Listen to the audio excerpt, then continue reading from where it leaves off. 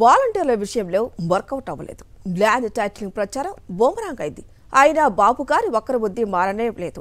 అవే పచ్చకుట్రలు, అవే కుతంత్రాలు. రోజుకో పాచికతో కుట్రలకు పాల్పడుతున్నారు. సీఎం జగన్ ఎదుర్కోలేక ప్రజలను ఇబ్బంది పెడుతున్నారు. ఏపీలో పచ్చ బ్యాచ్ మళ్లీ కుట్రలకు తెరలేపింది. ఇంటికొచ్చే పెన్షన్ ఆపించిన చంద్రబాబు టీం మరో ఫిర్యాదుతో నిధులకు బ్రేకులు వేసింది. జగన్మోహన్ రెడ్డి ప్రభుత్వ పథకాల నిధుల విడుదలకు ఈసీ అనుమతి నిరాకరించింది. లబ్ధిదారులకు డబ్బులు అందకుండా టీడీపీ నేతలు ఫిర్యాదులు, అభ్యంతరాలు తెలిపారు. దీంతో అన్నదాతలు, విద్యార్థులు, లబ్ధిదారులకు తిప్పలు తప్పడం లేదు. మనకు రావాల్సిన పథకాలు రెగ్యులర్ ఇస్తున్నవి.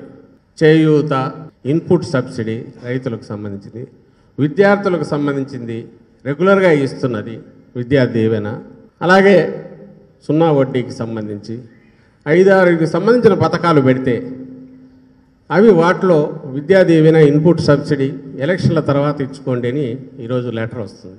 అప్పట్లో పసుపు కుంకుమ ఇచ్చారు. మొన్న వల్ల తెలంగాణ అసెంబ్లీ ఎన్నికలు జరిగేటప్పుడు ఇచ్చారు. రైతుల ఇన్పుట్ సబ్సిడీ పంపిణీకి ఈసీ నిరాకరించింది. తుఫాన్, కరువు కారణంగా దెబ్బతిన్న రైతులకందే ఇన్పుట్ సబ్సిడీ విడుదలకు ఎన్నికల సంఘం బ్రేకులు వేసింది. ఈసీ ప్రకటనతో లక్షలాది మంది రైతులు కన్నీరు పెడుతున్నారు. ఖరీఫ్ కు సన్నద్ధమవుతున్న తమకు అడ్డంకులు సృష్టించడం సరికాదన్నారు. ఫీజు రియంబర్స్మెంట్ నిలుపుదలతో విద్యార్థులు ఆందోళన చెందుతున్నారు. ప్రతి 3 నెలలకోసారి ప్రభుత్వం ఫీజు రియంబర్స్మెంట్ విడుదల చేస్తోంది.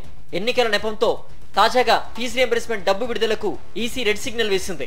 అమల్లో ఉన్న పథకాల విషయంలో ఈసీ తీరుపై సర్వత్రా విస్మయం వ్యక్తమవుతోంది. 2019 ఎన్నికల్లో నాటి టీడీపీ ప్రభుత్వానికి ఎన్నికల సంఘం నో చెప్పలేదు. ఇప్పుడు అనూహ్యంగా అభ్యంతరాలు చెబుతోంది ఈసీ. కూటమి లీడర్ల ఒత్తిడితోనే ఇలా జరుగుతోందని ఆగ్రహం వ్యక్తం చేస్తున్నారు లబ్ధిదారులు.